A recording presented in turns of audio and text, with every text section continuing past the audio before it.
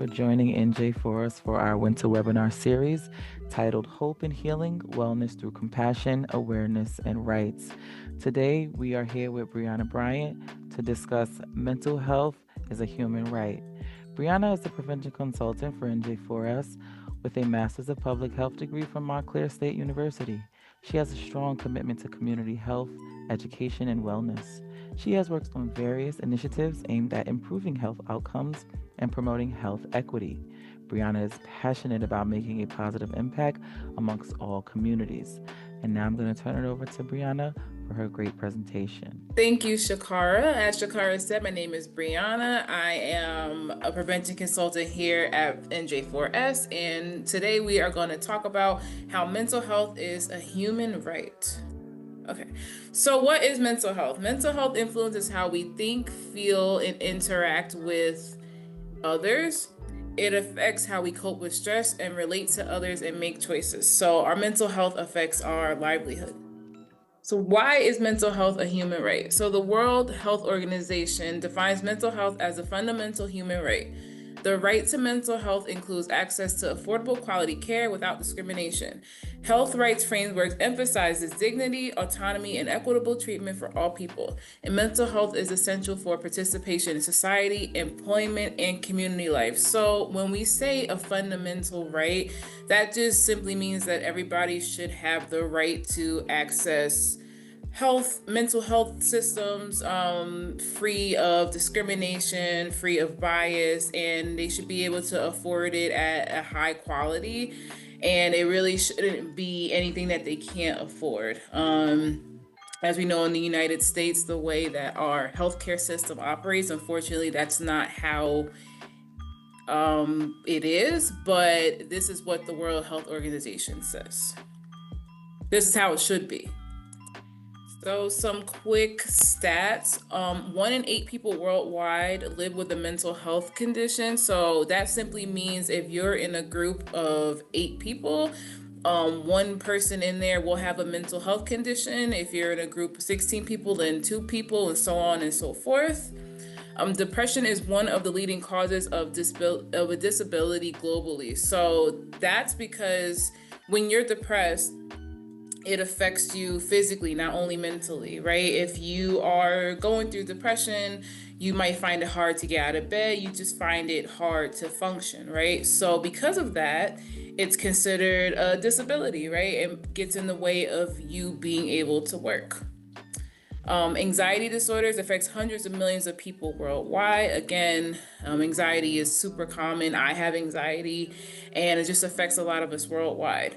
And mental health conditions contribute significantly to reduced productivity and economic burden. So again, if you are depressed and you're not able to work, then that, contributes to your work productivity being low. And not only does it have economic burden, but it has your own personal income burden, right? If you're not able to work, even if you are able to get disability, that disability payment isn't the full income that you would receive if you were working. So that's what we mean by it reduces productivity.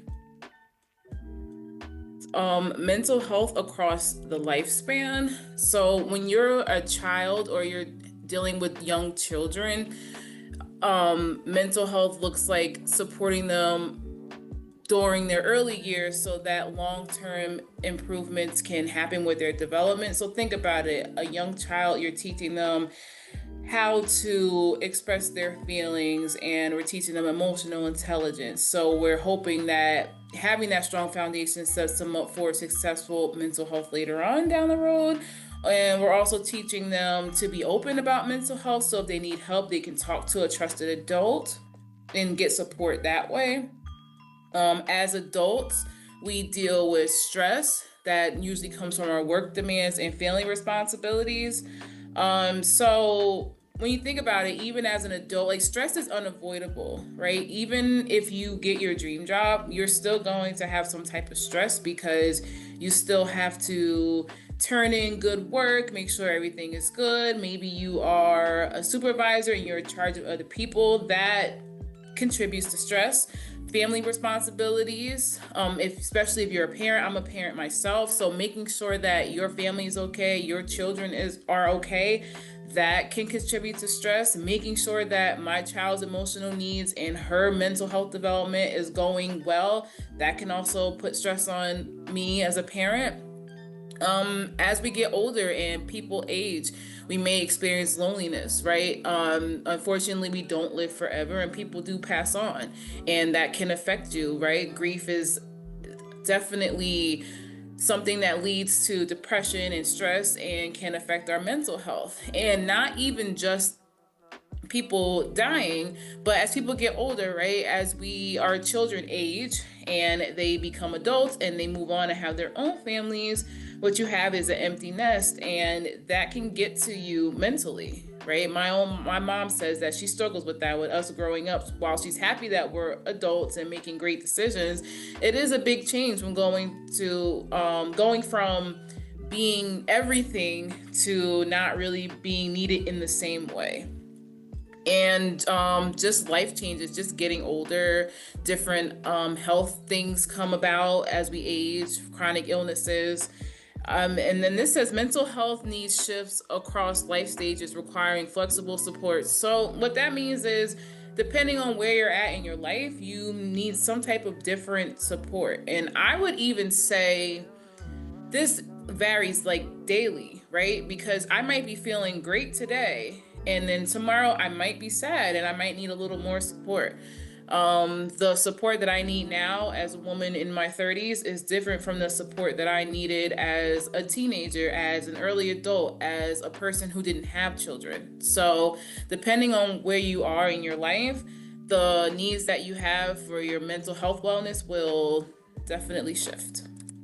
So these are some common barriers as to why people don't seek mental health care and help. We have stigma and misinformation. I think this generation, my generation and generation below, they do pretty well with not stigmatizing mental health and things like that. I know my mom's generation, she's a boomer. They kind of don't understand it, right? They do things like they call the psychiatrist like shrinks and things like that. So with that stigma comes misinformation, right? Because they're not properly educated on what proper mental health care can look like. And this discourages people from getting help, right? If I'm reaching out to a family member who, thinks that me getting help for something I'm going through mentally is a bad thing, then I'm not going to want to go get help, right? Because I'm going to feel like, I'm going to get made fun of. We have financial barriers. Therapy is expensive. Coming from somebody that goes to a therapist, therapists charge per session, and it's expensive. Even if you have health insurance, you're probably still paying per session some type of copay. And, a lot of these mental health professionals, they don't accept like state insurance or things like that. Some do accept sliding scales, but for the most part, you are paying per session, right? So if you don't have the money or you don't have insurance or limited coverage, then you won't go seek help. Workforce shortages, there might be shortages of these mental health professionals. So it's harder to go see them because the ones that are available, they are full with other patients. We have cultural and language barriers.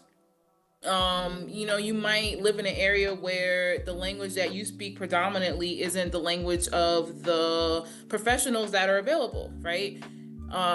Cultural, there might be some stigma and some misinformation, regarding your culture and what type of background you come from. And geographical gaps, so that means like some people might live like in a rural area. So when you live in those type of areas, it's hard to get to places versus like if you live in a city or a suburb, you can just hop on a train or a bus or an Uber. But some areas don't have that, right? So transportation could be an issue. So stigmas remain one of the top barriers to seeking care around the world. Again, people get discouraged from wanting to seek care, so they don't. Cultural beliefs influence how people view stress and illness and therapy. So depending on your background, you might have, some people that just don't believe in you going to seek help for your mental health. I know that in my family, I've heard people say, oh, just go take a walk, you'll be fine. They don't believe in you going to therapy or maybe getting medication or just like seeking help. They just think it's something you can get over. And a lot of times it's not something you can get over on your own, right? So depending on what culture you're in, that could really deter you from getting help. Fear of judgment, again, that comes from the stigma and could come from cultural beliefs. I again believe that this generation is really great about being open about mental health, way more than the generations before that.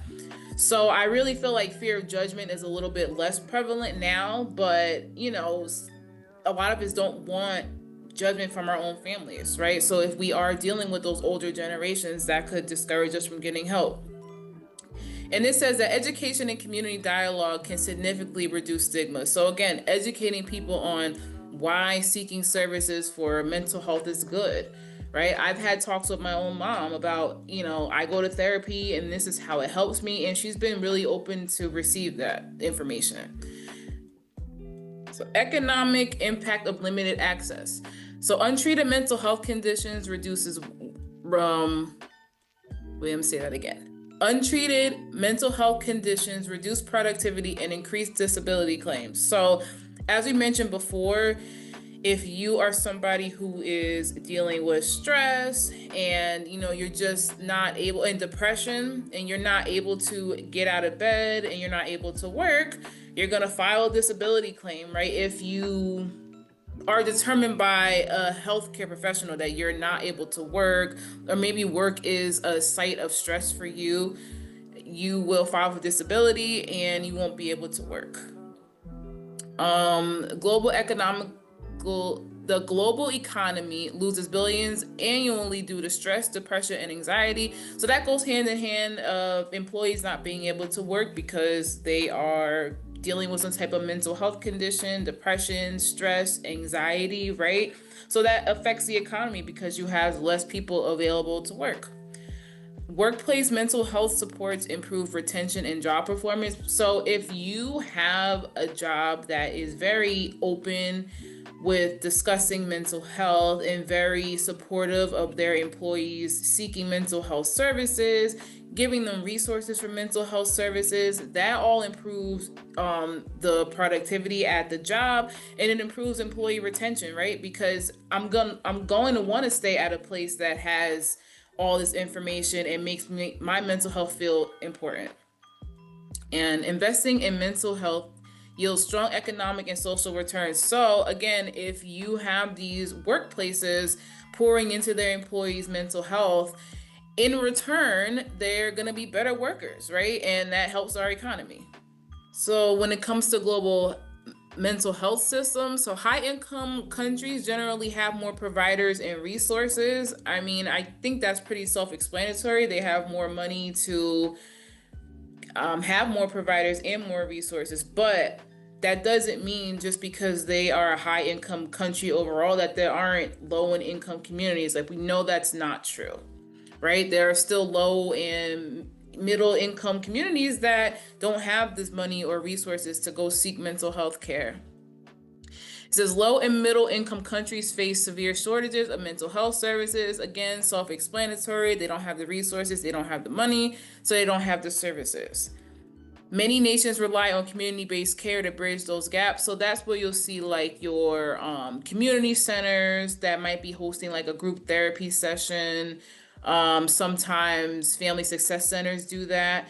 And that could be helpful in a group setting, but a lot of the times people are having like their own personal things going on, and how we each deal with situations aren't all the same. So it could be helpful, but it's not as helpful as getting help one-on-one, but it is helpful than not getting help at all, right? And international organizations promote universal access and rights-based care models.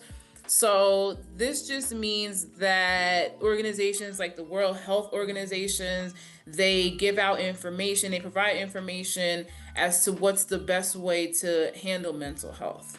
So some policy solutions and advocacy, increasing national funding for mental health systems. I think that's self-explanatory. If you're pouring money into the mental health systems, it'll be more accessible to more people, right? Because you have more money, you have more resources, you should have more providers available so more people can seek help. Ensuring that insurance covers mental health at the same level as physical health. A lot of the times, most insurances, they don't recognize physical health and mental health as the same, right? That's why you'll have like your insurance that will cover your annual visits for free, even cover some of your dental work for free, right? Like preventative work, but they don't recognize it as the same as mental health. And they really should, right? Like if I'm able to get a free physical every year, why can't I get a free mental session checkup every year, right? You need more than that probably because we go through things every day, but insurance just doesn't recognize it like that. Expanding crisis response and community-based support networks. So if a community is noticing like an uptick of people that are dealing with stress, or maybe something happened in the community that is causing stress, that would cause stress, like maybe an accident or like a death in the community that's really hurting them, we can expand crisis response there, right? So maybe that looks like deploying more counselors, having more support systems for students in schools, right? Protecting human rights in hospitals, workplaces, and institutions. So if somebody, this goes hand in hand with the stigma that might come from somebody's family, right? So this is just saying if I wanted to go to a hospital, or an adult wanted to go to a hospital and seek mental health services, or maybe reach out to somebody in their workplace that they want mental health services, they should be able to do that with knowing that the information won't get back to their family who they're trying to not share the information with, right? Just so you know that you're able to go seek these services, right? And promoting workplace mental health standards and protections. So that's encouraging these organizations to make sure that they take mental health seriously, just as serious as they take physical health. So human rights and principles in mental health care, we have ability, accessibility, acceptability, quality, and freedom. One sec, I need my notes for this one. All right, I'm gonna start that one again. So we have human rights principles in mental health care. We have availability, accessibility, acceptability, quality, and freedom. So availability simply means that mental health should be available to everyone and accessible to everyone and everyone, right? No matter who they are, what they identify as, their background, their income level, it should just be available to everyone. It should be accessible. So this means it should be inclusive to everyone, all different types of backgrounds, right? So that means you might need to be in a building where you're able to have ramps for wheelchairs, or not be in an area where only city people can access your information, nope, I gotta do it again. Okay. Availability. Mental health services should be available to everyone and anyone who wants to seek them. Accessibility is your services should be accessible to anybody who wants to seek those services, right? And it needs to be inclusive. So that looks like maybe having ramps at the building so people in wheelchairs can maybe get in, being located in an area that's accessible to those in more rural areas or city areas. Maybe even having like a mobile service where you come to people for their sessions. Acceptability, culturally appropriate, respectful treatment, right? So that means being culturally aware of the people that you're treating and maybe some of the difficulties that they might be dealing with. Quality services should be evidence-based and delivered by trained professionals. So that means that, if I am trained to babysit kids, I shouldn't be giving out therapy sessions, right?